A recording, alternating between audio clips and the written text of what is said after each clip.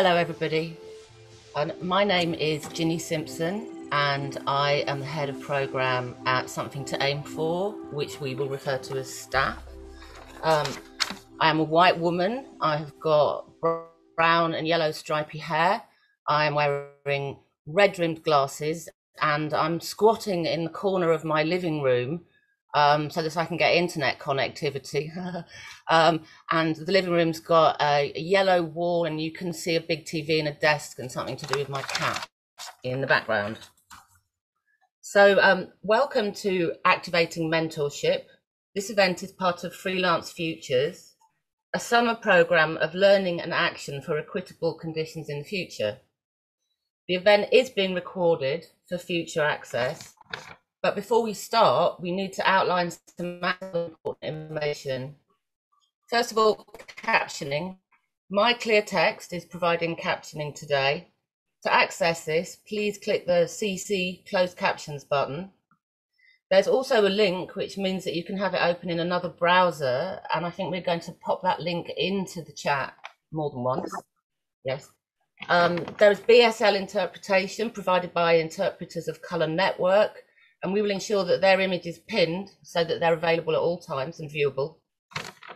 In terms of a code of conduct, Freelance Futures is a call for collective learning and action to build equitable conditions for freelancers working in culture. It will take all of our efforts to affect real change, so we welcome all of your insights genuinely and experiences as independent practitioners and practitioners working within cultural organisations, unions, funding bodies and policy making. Given that we need all of that, this is our basic code of conduct for today. Please respect and value your collaborators in this room.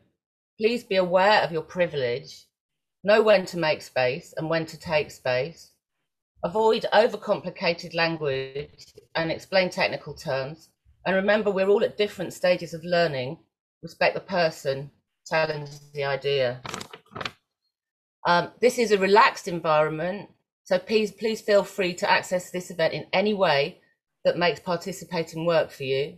If you can, please start with your video option switched on, but only if you can. If you want to participate in the meeting and you have a question or a point that you want to raise today, then either use the raise hand function in the reaction tool or type the word question in the chat function and we will come to you. Onto the event. So I just wanted to contextualize this event for you very, very quickly. Staff, the organisation that I work for, was part of an action research programme which we undertook in collaboration with Queen Mary University of London, and it was looking at inclusive models of leadership, in particular through the lens of race and class, and of course intersectionality. We did develop this research in response to lack of diversity in the arts, which I think, as we all know, has been increasing since COVID-19 and the impacts of lockdown. The research outcomes, which came from 100 different people that we spoke to, focus very much on the importance of mentorship as a key to accessing the sector, staying in employment, career progression and leadership.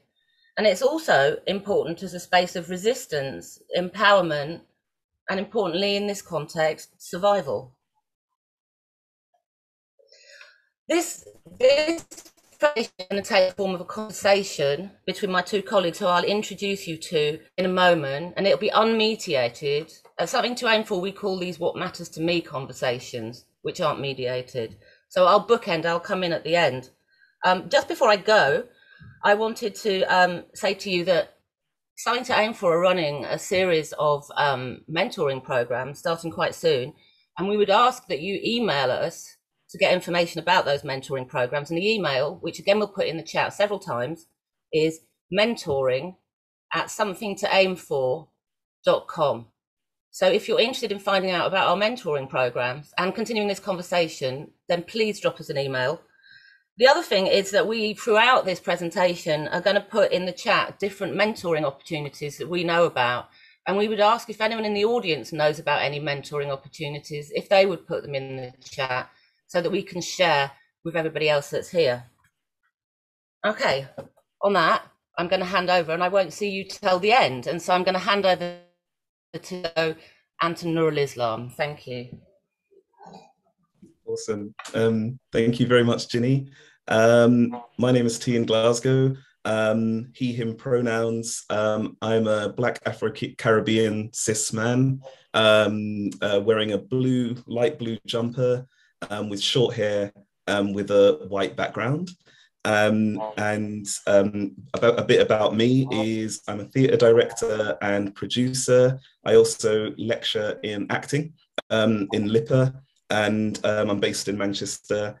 And I also am the Arts Emergency Manchester coordinator, and I've been doing that for a couple of years. Yeah, so I'll just at the start of the conversation pass over to you, Nurull, to introduce yourself. Good afternoon, everyone. My name is Nurull Islam. I'm a South Asian man, 44 years old.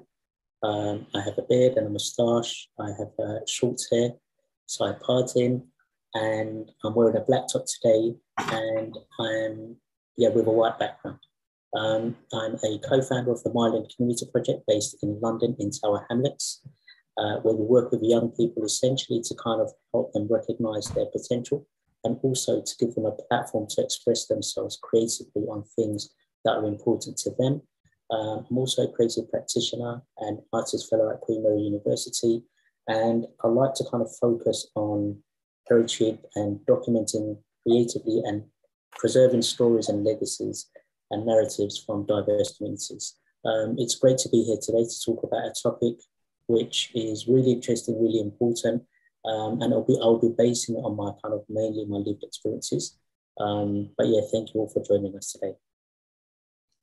Amazing. So I guess I guess we both can kick off about what is mentoring to both of us, because obviously I do a kind of sort of formalized charity run mentorship program, but as we've chatted a little bit before this session, we found that actually mentoring is such a wider thing, really, isn't it? And what have you been thinking about what mentoring is since we've had those couple of quick chats?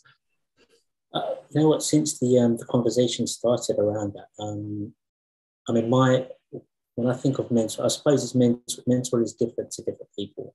And like I said just a short while ago, for me, it's based on my lived experiences. I've never been to a course focusing on mentoring, and it's different for different people, different circumstances.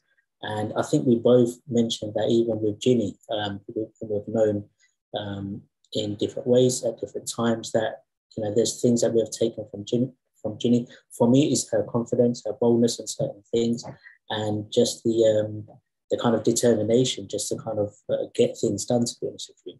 So, and for me, obviously, my work, for example, at the Myland Community Project, I'm one of the co-founders there. I hadn't realised actually until quite some time into my work at the organisation that there were things that I'd actually taken from my dad when we were young. He'd always take me to the council meetings.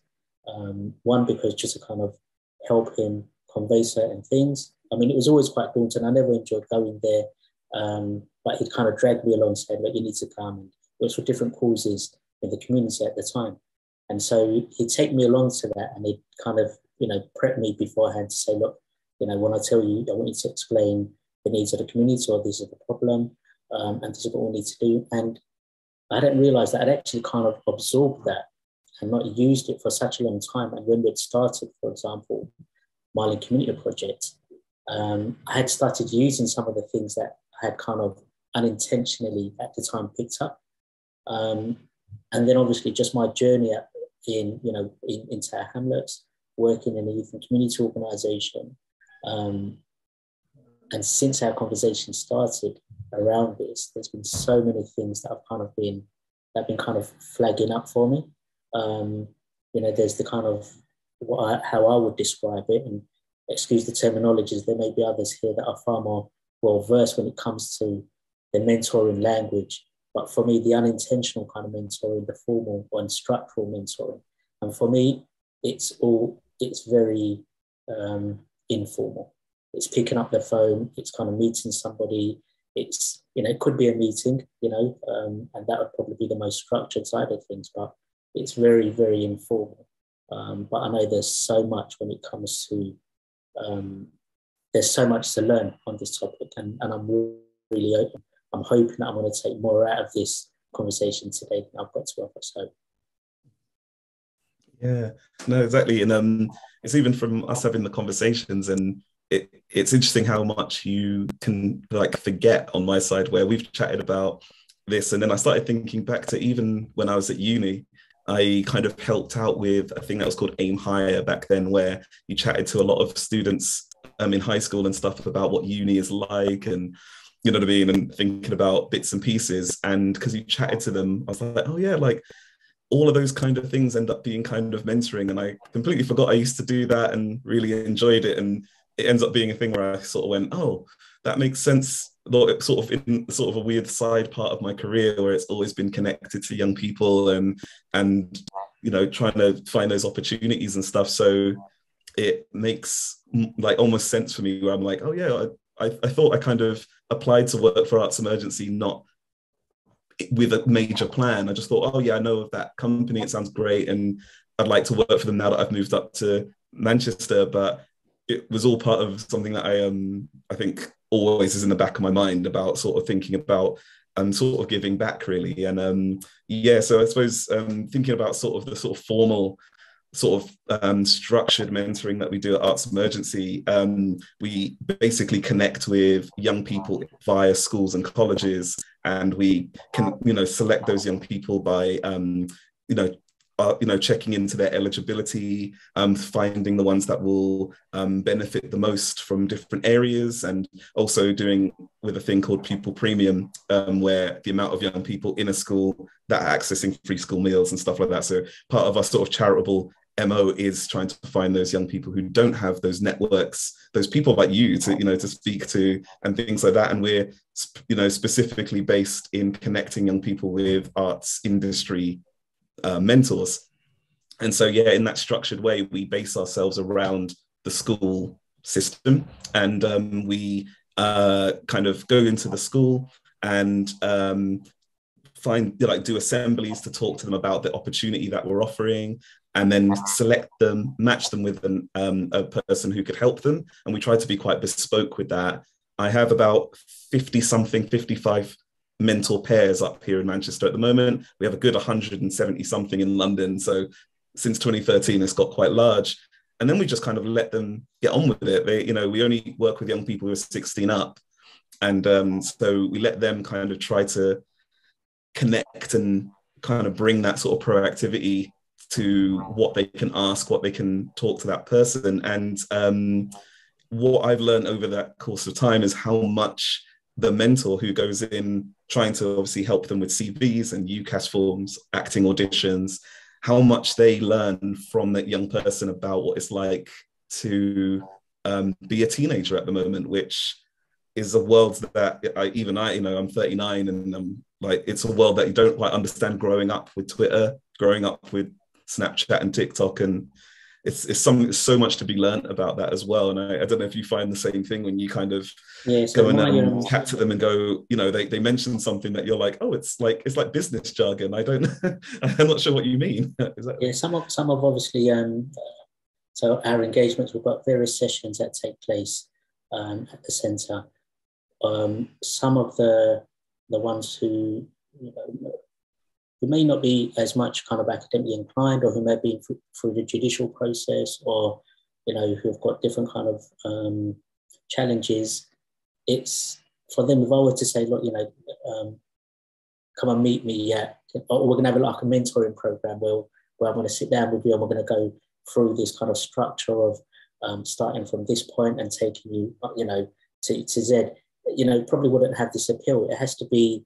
You can't design it like that for in my case, certain young people. And I'd probably, I'd say probably 16 plus. Those are obviously out, finished school or at college. And so for me, it's just literally having my phone on. There was this one young chap actually who used to attend our football sessions. Brilliant football player. He to come in, he absolutely loves it, and that's the only time I'd kind of see him.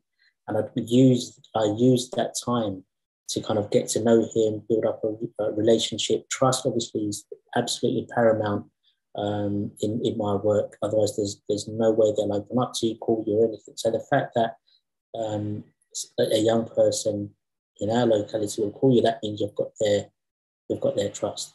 And so I hadn't seen him for such a long time, and unfortunately, I was at a call with another young person, and he was there. And I just had a bit of a catch up with him. I was telling him he'd kind of drifted off a little bit. And I said, look, give me a call. We still had the same numbers. Surprisingly, he called me like a few days after, and we met up, and he kind of explained to me what had been going on. And so I scheduled in a few more kind of informal meetings with him in order to kind of write a reference, talk to him about the different situations. And we had a few of these meetings, to be honest with you. Thankfully, at the courts, it didn't go, it went well. And since then, we've been kind of regularly staying in touch. And then there was a bit of a gap, and I bumped into him a few days ago. He was with a group of friends. As I approached closely, I kind of approached him. I went over to him. He gave me a hug and then moved me away from the group of friends because they were smoking. And so he moved me away because he didn't want me to be there. And then the first thing he said to me was, I've been staying out of trouble. It's so good to see you. And then I would just ask him, just having a bit of a catch up. It's the fact that I didn't ask if he'd been in trouble or not, but the fact that he decided to kind of share that. And there's been a few occasions when I've walked off where he's been kind of relaying to his friends, so, what, that guy's in their kind of language, he's certified. That means, what, he's good, he's trusted, and so on and so forth. And what, it's nice to know that you can be there for someone and you make the time. And when they acknowledge that the time that you're giving up is your family time, or, for example, he knows on this occasion, all the times I've met, it wasn't during work time. I think it creates a different sense of, it creates a different feeling knowing that somebody's given up their family time to kind of help you or to support you or to take you through a difficult time. And there's a number of these kind of examples that I've had, since, I could say since 9 to 5, since I've been doing this work in the community. So it's nice, and at the same time, I think there's more for me to learn. I think from a structural, if I learned or if I attended a course, I think there's far more I can apply into, for example, how to, I'm not going to say mentor differently, but how can I understand different ways of delivering or different ways of maybe kind of bringing out certain things. So I think I can benefit more by learning the structure of a formal way as well. Yeah, no, exactly. And I think you're so right that in a way, in the same way that Arts Emergency has a kind of bespoke aspect to it, like it doesn't work for every young person. Our retention is pretty decent, but somebody who is getting to know you or getting to know a different mentor right now somewhere in the world wouldn't necessarily work in the system that we created as well. So I think you're quite right that there's those different kinds of levels of consistency, isn't it? Of you as a mentor, our mentors at Arts Emergency, sort of turning up and saying, ours is kind of like once a month, you'd meet them for about an hour. And so you end up, in a way, and over the year, you only end up having about 12 hours. If you go see a theatre show together or something, like 12, 14 hours contact time, when yours was kind of like, if you need me, I'm around. Yours is quite good. It's like, give me a shout. I'm around, but you can find me in that same way. There's a consistency and a thing that works in different ways for those young people. But he definitely obviously came up to you and went, even if it wasn't verbally, you have made me think that, keeping out of trouble is worthwhile. You know what I mean? You've given that vibe, in what you did. And he's like, I've been tackling that, So that's really interesting, isn't it? Some of the young people that I work with. So again, as I was saying, who may not be kind of academically inclined or just who are just they're amazingly talented. Put them in front of someone and they can sell you things, they can, make money from nothing. And so the different organizations that I've worked with, different people that I've worked with, and when I'm kind of bringing them in, I think just that itself gives them the confidence. Obviously, somebody who looks like them, talks like them, from the same background. I think all of these things are really, really, in my opinion, quite key with the people that I'm working with. Anyway, at the same time, I've actually I've had like mentors, and I think for me, time is really, I don't have time, and so I wasn't able to kind of commit to it. And at the same time, the person that this organization did kind of pair me up with, they were from like a very corporate background. That's not to say that we didn't have any kind of commonalities or anything, but I just felt that maybe, I don't think it was the person. I think it was me. I wasn't able to commit to it, and I missed a few kind of meetings because I've got other things going on. And at the same time, I was just thinking that, if there was somebody who maybe, and again, I'm yet to kind of experience it, and I'll probably able to shed more light on it once it happens, that if they were of similar background, or maybe from like the same area, who understand some of my challenges, especially, for example, in the creative world, that if I were to kind of relay a situation or a problem or the challenges, that they could kind of understand, and literally be in my kind of shoes, because they may have experienced something similar. But I think with me and the young people that I work with, because there is that commonality in various things, everything from being of same background, or even just maybe being from the same areas they live. So when they tell me something, I get it, and I think that makes a bit of a lot of difference for them anyway. So, there are different types of mentors, right? And that's not to say people from the corporate world cannot mentor people from the non-corporate world. And I suppose these are things that would need to kind of try. There may be research out there that we just need to kind of check. I know the Mayor of London, who's invested quite a huge amount for every young person, or to have like a mentor. So I'd be interested to kind of find out how they've designed that. And I believe it's meant to be paid as well.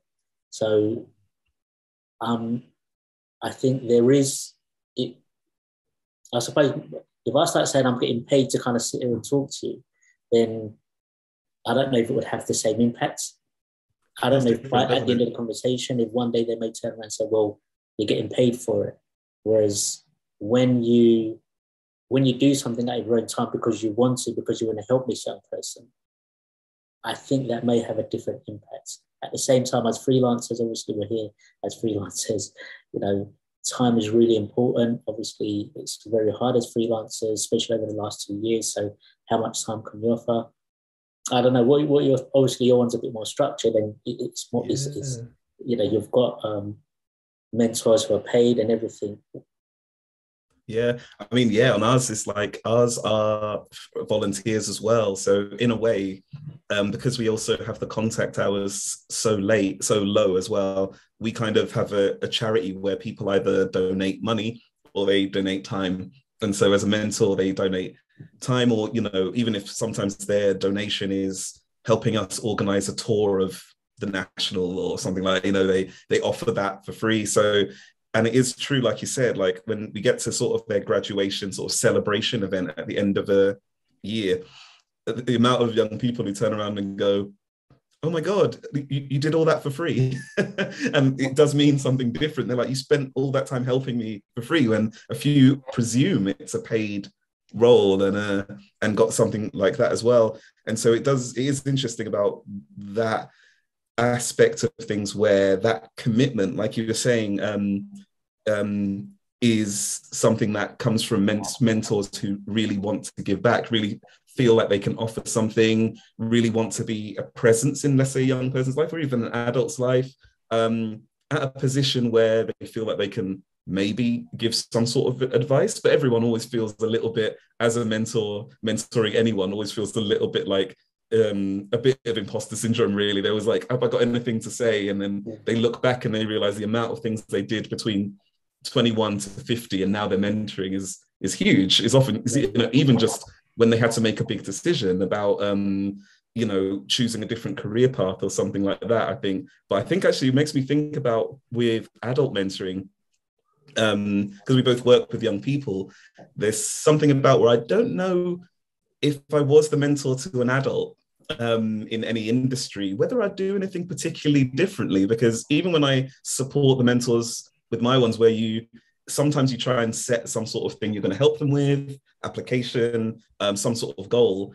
And then other times you just, like what I say to the young people ones in arts and literacy, sometimes if they obviously are giving a vibe of where they just want to moan about college, let the hour be just them getting that off their chest, finding a chance to tell someone outside of that. You can try and make it something towards where they can maybe find a positive out of it, or a solution in a way. But really, you just let them have that pastoral chat. And I think all of those building blocks, even if I was to be mentoring an adult, I don't know if I'd change much other than just the tasks and the complexity of the tasks are different. Do you think if you were to mentor somebody, an adult, would you do much differently?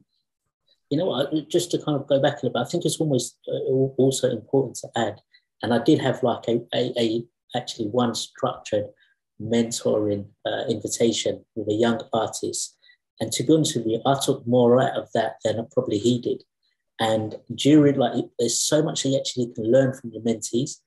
Somebody, obviously, people in that position, all we've done is we may just have that bit more experience in a particular field, whether it be in life or whether it be in, let's say, for example, in this case, it was putting on this exhibition.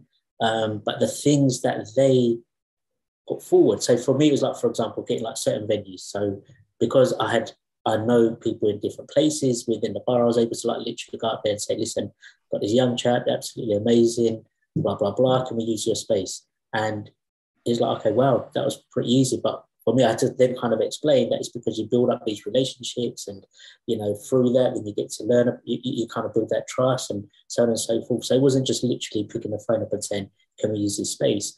But then, like, the way that he was kind of creating it, the ideas that he had, and there was so much that I learned of him.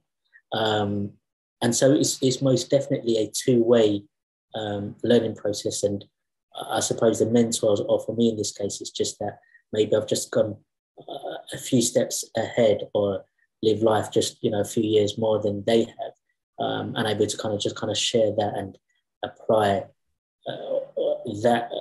that in our conversations, so that hopefully that they may kind of learn from it, or may be able to take something from it. But it's definitely, there are benefits for the mentor as well in those schemes or those relationships, if you want to say. And, you know, for me, the most rewarding part of something like that, especially with the young people I've worked with, is knowing that they will then in return help somebody else. Not necessarily, but if they go on to help one of their peers, or in years to come, that they kind of pass, you know, whatever, that they remember that, and they think, you know what, there's somebody that, you know, somebody helps me and I want to help somebody else. And I suppose that's, I don't know, that would be, for me, would be the end goal, you know?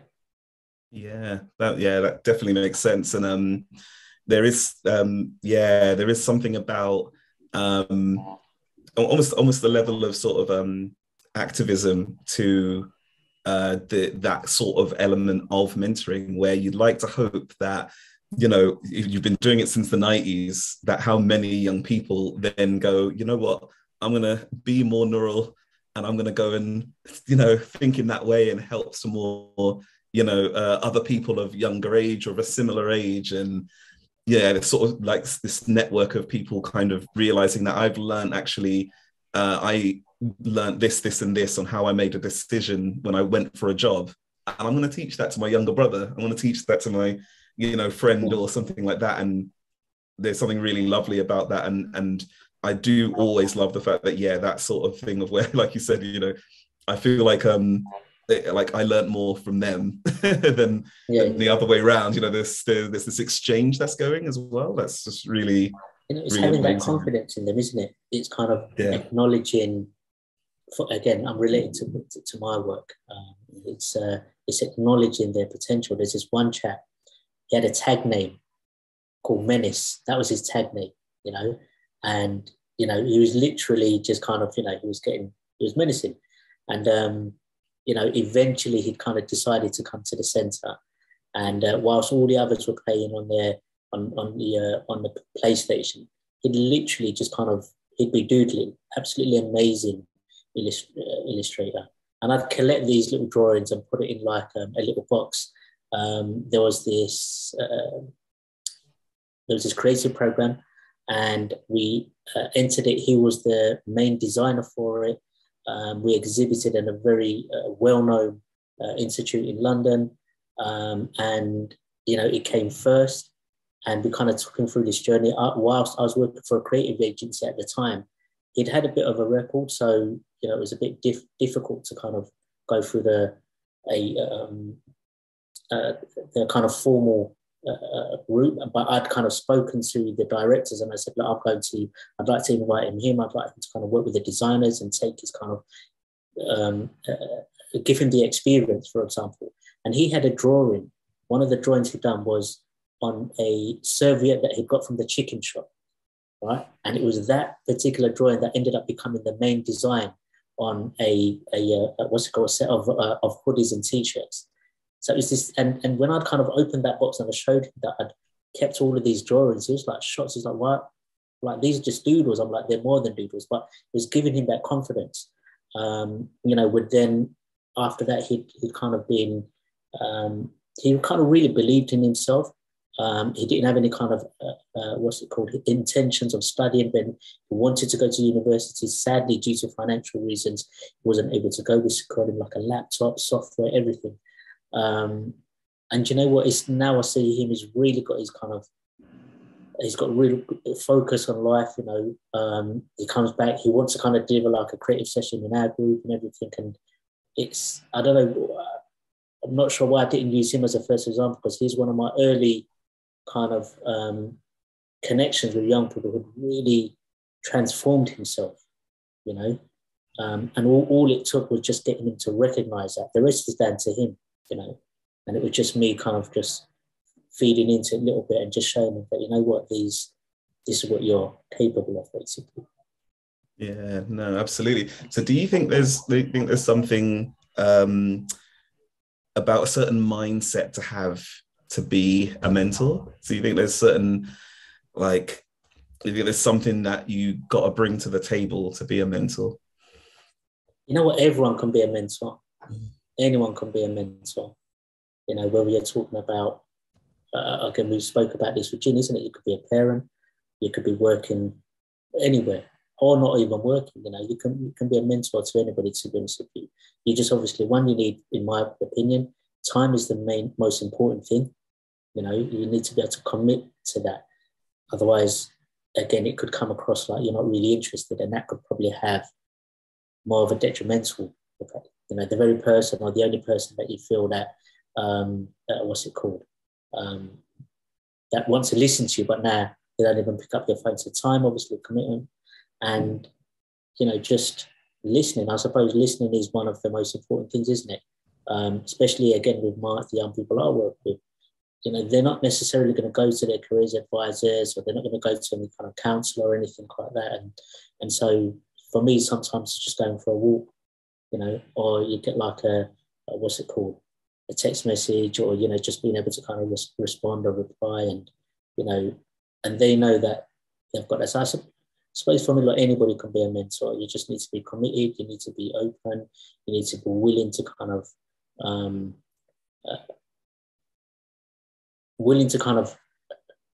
want to say help them, because in return they're helping you. But I suppose you are helping them, isn't it? I don't want it to feel like, with a mentor and you're giving up so much, because you're taking from this as well. You're in a position where, you've got that additional skill or that experience, or just that kind of patience to kind of do something for them. So, I suppose to answer your question, anyone can be a mentor. But through your work, I suppose, is there things that you look for, even like when you get your volunteers or when they sign up? Are there certain things that they have to kind of meet in order for them to become a volunteer or to become a mentor? I suppose, throwing the question back to you. Yeah, no, not really. I mean, especially as our network grows and things like that, we like basically looking for people who have the time, feel like they have the time, happy to, yeah, like you said, all of the things you said, like to be committed, to be that person, to have the patience. And especially because ours is like, 18 and under mentoring, there's an element of patience. One of my colleagues, amazing colleagues, basically, when we do the training, she often says, when you're sort of mentoring a young person, they're driving the car, but you're Google Maps. You can tell them to turn left. They might not turn left. You'll reroute. You'll understand. You'll be like, okay, what else is there? How I totally understand why, but you're the one making the choices. You're the one leading the mentorship. So I think it's that thing of where like, I suppose a little bit like parenting. I'm not a parent myself, but allowing them to make mistakes, but really just make all of those decisions. You just lay all of the options out for them, help them to understand, the pros and cons to going to university, the pros and cons to doing an apprenticeship, and they'll make that choice. But hopefully they feel, like you said, more confident, more knowledge as to why they made that choice. They didn't make it out of I don't know what else to do. I don't know the landscape, you know what I mean? That kind of thing. So basically people who are really happy to just kind of like lay those kind of bits of information out and go, my suggestion might be that you consider these 3 unis.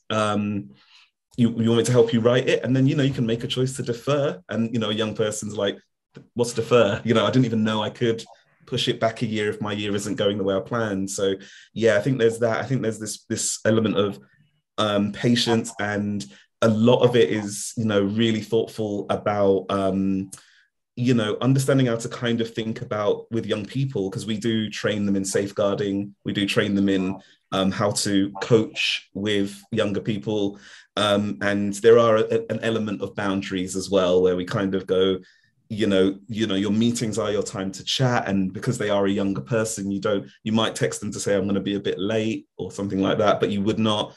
There are the lines of safeguarding where you're kind of like, obviously, like even with adults or vulnerable adults, where if you do make a disclosure to me, I can't keep it a secret. If those sort of lines of that kind of formal working with young people, we have to put into place. And so we do a process now where a mentor does the training. We talk through everything with them, and then we then sort of say, you have a few days to have a think, and if you'd like to be a mentor, we'll then kick the process. We'll press it on a button on our system, and you'll start getting emails, and we'll ask for references, so that people can have a think about the commitment, but also, we currently are in flux with our 18 plus mentoring, but that element as well, like if they think maybe I'd rather do the older, the 18 pluses. But yeah, I think in terms of most of the time, most of our mentors have so much to offer, especially when they think they don't, basically. So we kind of, try to keep it as open as possible. A lot of companies, they have their CSR program, right? And obviously different, you get a choice of where you want to volunteer, where you want to get involved. There are organizations that obviously help kind of broker those those kind of mentor programs. So maybe it's always like the CEO or the director, but you know what? They're not the only ones who can mentor. It could be anybody that's in that company, to be honest with you. And maybe as part of the CSR program, these companies need to kind of adjust it and allow people to use their time like that, because it's just not the person who've just kind of made it. Let's say it's a big firm. The fact that they've got into that firm is enough to kind of give confidence to a young person. Say, wow, so and so has made it, and he's my next door neighbor.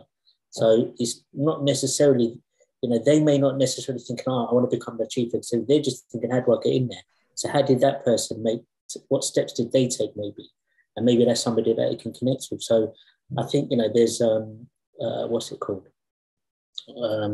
There's things that can be done to kind of incorporate within companies already, to kind of help to make it more easy. I mean, obviously we've got Canary Wharf. I'm in Tower Hamlets. So we've got Canary Wharf on one side, we've got the city on the other side, and Tower Hamlets is almost becoming like a service in it. So again, and now the amount of volunteers that you see, and it's nice you meet these volunteers and they're digging up your gardens and doing the park up and picking up litter. But I think there's more that can be done, you know. And obviously you need to start somewhere.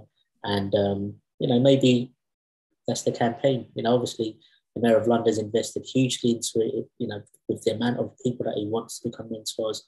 And I think it's that whole thing of, okay, if you're paying somebody, how, I think there needs to be a lot of R&Ds on this.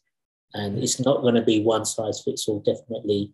And it's about kind of sharing the good practices and finding out. I definitely want to learn more about how your kind of programs work and everything. And I know Gina's been signposting a few programs and that, so I'm definitely signing up. I want to learn more. And at the moment, I'm just doing it based on my own, the fact that I'm just picking the phone up or meeting people, or, you know, obviously stuff at the centre is a bit more different. Like I said, obviously there's the safeguarding with the younger ones, but slightly older. You know, my approach is a bit more different with them.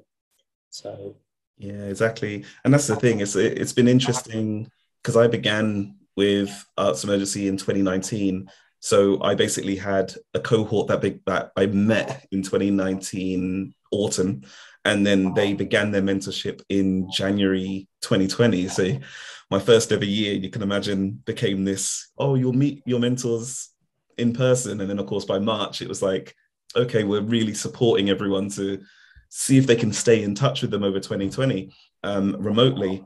And there's something that in the past couple of years of doing it, where even in terms of me working for Arts Emergency for so long, there's so much to learn about other ways that you can mentor, and, you know, thinking about what works best for, because obviously we're quite attached to schools in one way, but we also now we a couple of years ago opened it out where you can apply without being connected to a school. So that means that I was like, that's an opportunity to like start maybe chatting to the young people who are not in education, needs young people, and see, but you then think, what kind of support do they need? And like you see, I'm always sitting there going, what else is there to learn from other ways of doing it? That, because as a charity, we're actually quite flexible around how we do that and what we can support and what's the longer term thing that we can think. So we kind of sort of said, oh, we'll make it so that young people can stay on our program in a way, not as a mentee, but they're part of our young community until 25. And that came as a decision of the fact that these programs and the value of these programs can often be quite too short. Like with the young people you've worked with over 10 years, 1 year, what if we made it so that we connect with them over a longer period of time?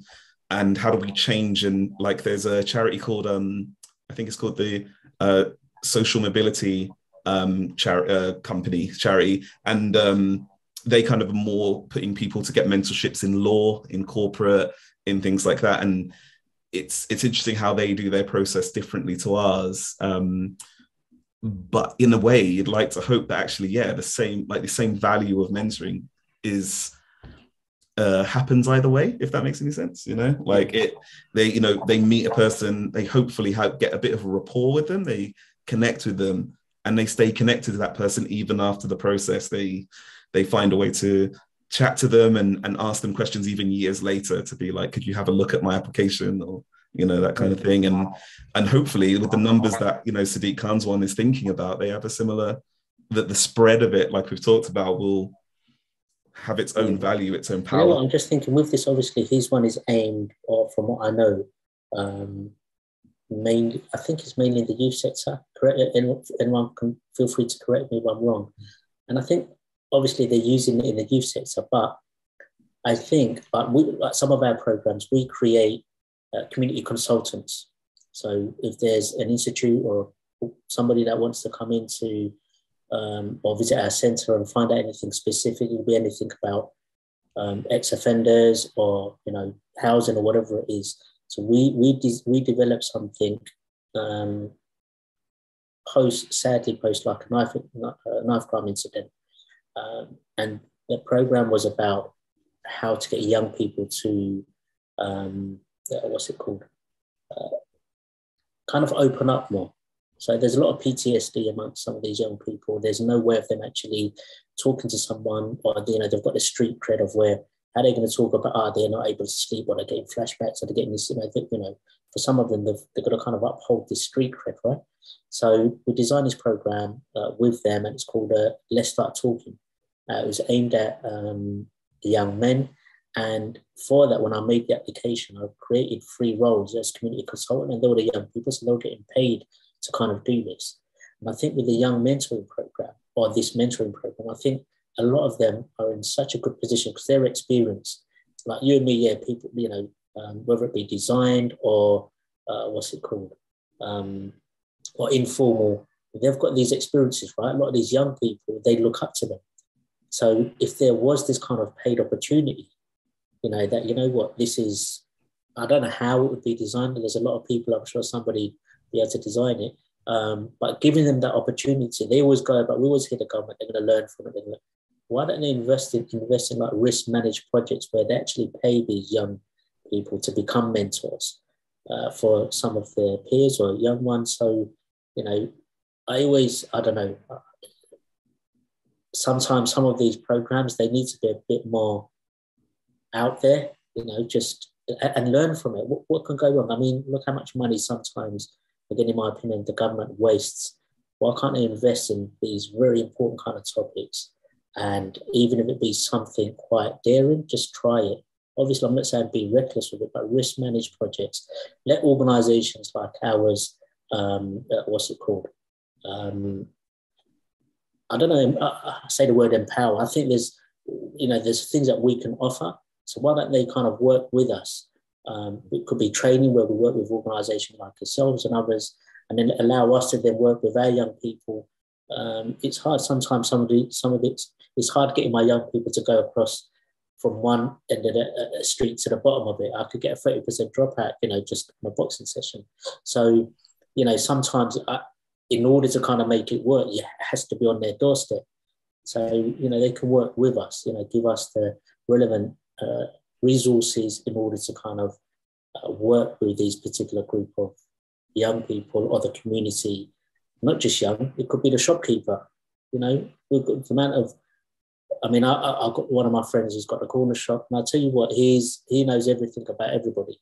He's a listening ear, he's, you know, people shed a tear with him, people are happy, people send him postcards, you know, so this kind of mentoring thing, and like we discussed, anybody can be a mentor. I think there needs to be a massive campaign just to kind of allow people to recognise that, you know what, you know, there's somebody that you can help maybe. Have you ever thought about it? And getting people to kind of think like that maybe. I don't know. Yeah, I really like that idea. A brainstorming session, but I'm just saying, you know, there's things that, you know, maybe we can. Yeah, I really like a lot of that, what you're thinking, because a lot of mentoring is to do with trust. And so even with our one, a lot of the young people that sign up nearly always are like, oh, I know a friend who was a mentee a few years ago. They said it's good. Like there's a trust thing that your team, if they were to go to you and say, we want to work with your young people, you know them, you know what they need, you know what they're struggling with, you know what I mean. There's a knowledge base that makes complete sense. And I think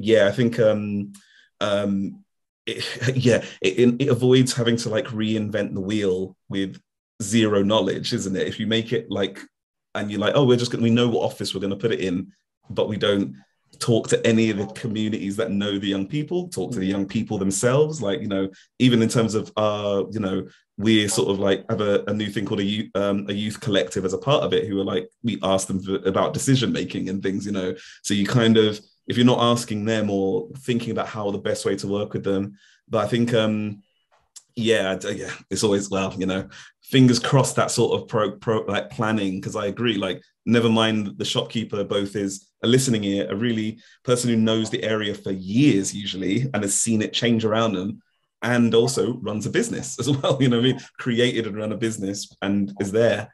But yeah, we had a question which was popped up on the screen for you. Have you ever had any questions? I want to try and learn from this. Have you ever had any negative experiences? How does that affect the mentor? And that's from Jess. Can you see it? Yeah, I suppose negative. I've not had like a negative experience, but like I said, I'm not really reflecting on some of their what's it called? things that I've done. Obviously, now I can categorize them as like, we were mentoring and so on and so forth. I suppose the only negative thing is like knowing that there's been a few people we've really tried to kind of help, and for whatever reason, you know, the time is not right. It didn't happen. And so for me, it's more of like, you know, is there something I could have done more of? You know, could I have approached it differently? Or, you know, in some cases, just accepting that, you know what, like for me, it's like, again, that time, I don't know, you kind of question yourself. And I suppose it's more negative on my end, that, you know, could I have done more? Or is there something that I've done wrong? You know, I suppose I'm questioning myself, but personally, I've not had something where it's kind of come back to me. Yeah. I don't know, yourself. Yeah, same. And even in terms of the years I've been doing the Arts of Urgency stuff, it usually is exactly what you just said. The mentor, let's say I always have a dropout of a certain amount, and never mind the situation of with young people that let's say I had in 2020, where some of them got in touch and said, I really don't know if I can, and these are the communicative ones, you know, I really don't know if I can continue because both of my parents have been made redundant. So I'm the main bread earner. And this was sort of like May 2020, you know, I'm trying to hold it all together and do my exams. And so I was like, I absolutely understand, you know, and you get those kind of communicative ones, but even then, or if they just kind of like stop replying, or what often happens with ones that then are in year 13, so they go to university during their mentoring year, their life changes so quickly that they kind of just forget the mentor a bit, and the mentor always will naturally, it's almost like you know, not getting a reply after a date, basically. You know, you're like, did I do something wrong? Did I say something wrong? And really it's that thing of where, especially when you're working with young people, in my experience, that are the ones that can get the most out of it. It doesn't always mean that the day-to-day life they have they can hold on to the commitment of the mentoring. They want to do it, but often there's so many other things going on that and those are main ones that the mentor feels is quite a negative experience, because they get on in person, they've met a few times, they really get on, but the young person's life is moving faster, maybe it's a little bit chaotic, things are happening, and the mentor is often left feeling like, I could have done more, I should have done something differently. But usually, yeah, when anything else happens, very rarely if we have anything, let's say safeguarding or anything like that, usually a mentor getting in touch and we then step in and school steps in, or anything that happens, they feel like they knew what they did was correct and they gave us the information and things like that. We never really have had anything. And there is something about the role that I work in, which is basically there to kind of like support and say, oh yeah, no, this does happen. It's because every mentor doesn't know the other mentors in the cohort. They've met them maybe in the training, but they're like, this has only happened to me. Only I'm the one that's lost my mentor and I've been like dumped in a way. And it's like, no, it happens quite a few. There's been a fair few this year because we're all still technically coming off the end of this pandemic and things like that. And it doesn't reflect negatively on that. But yeah, other than that, I don't really, it's always just been, you both are hoping that it will go well, but there's so many things that can happen along the way that can kind of just, as it falls away a little bit, really. Yeah, so. Any other, I suppose we've got a few more minutes left, maybe I don't know if there's been any other questions or. Yeah, I was going to do a quick peek there. We've got about 5 minutes left. Yeah. People are welcome to, or even just kind of comment, maybe share their own experiences. I'm here to learn as well. And I'm really, really eager to kind of find out. I think it's already been rolled out, to be honest, and that's probably the only thing that I know about the Mayor of London mentor program. But I'm quite,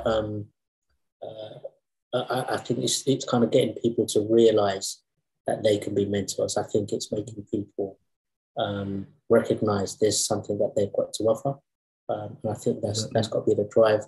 Or maybe, I don't know, in some cases, I mean, it is mentoring, but it could be even just sometimes the wording or the type that may attract a particular part of the community. Again, it's different. If I'm saying, oh, look, some of my members, let's go this let's do this mentoring program, it may not be as appealing.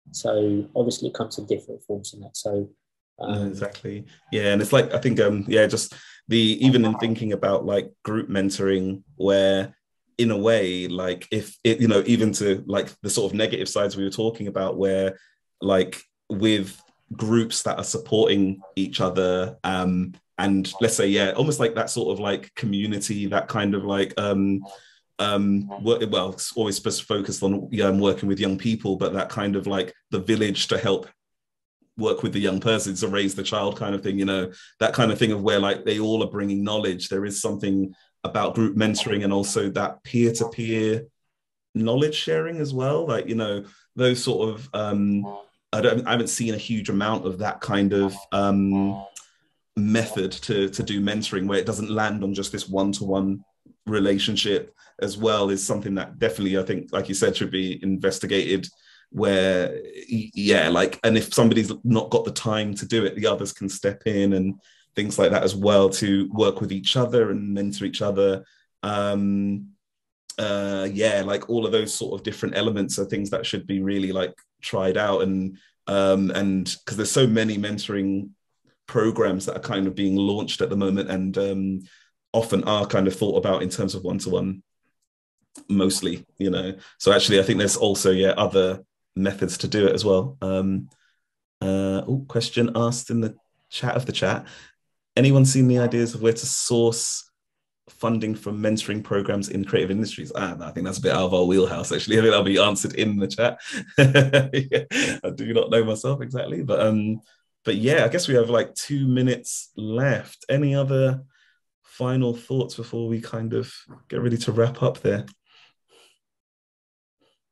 I think that's the new campaign, isn't it? Everybody's sharing how they've helped someone, you know, yeah, and maybe kind of inspire or, you know, encourage others to kind of do that.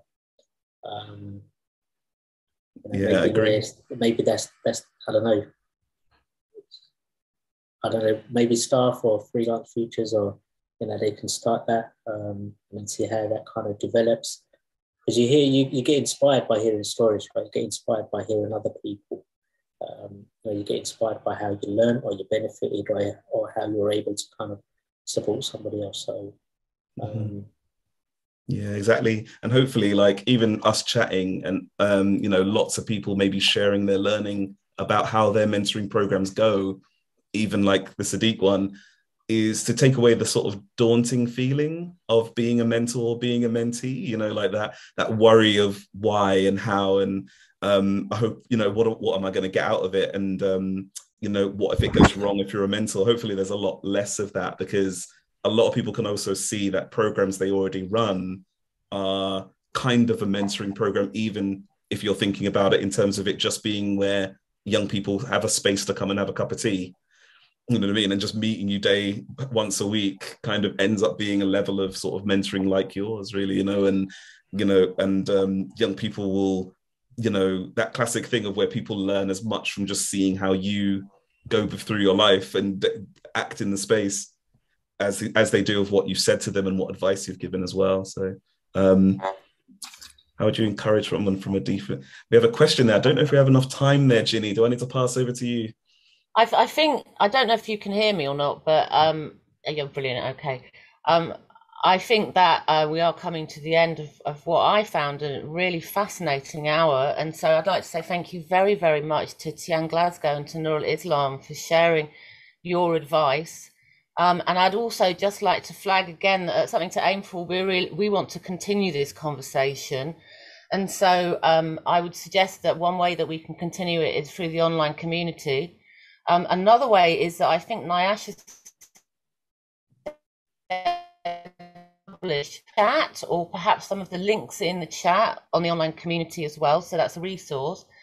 And then also, just to encourage you, please do get in contact with something to aim for at mentoring at somethingtoaimfor.com. And we will get back to you to talk to you more about the programs that we're developing and setting up, which address some of these very issues that we've been talking about in the conversation with Nurull and Tian, and also the fascinating conversation that went at the same time on chat as well. So thanks, Nurull, thanks, Tian, thanks, audience. You were amazing. And thank you for the organisers too.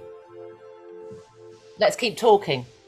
Let's keep talking, definitely. Thank you, everyone, for joining us. Have a Thank you. wonderful afternoon, evening.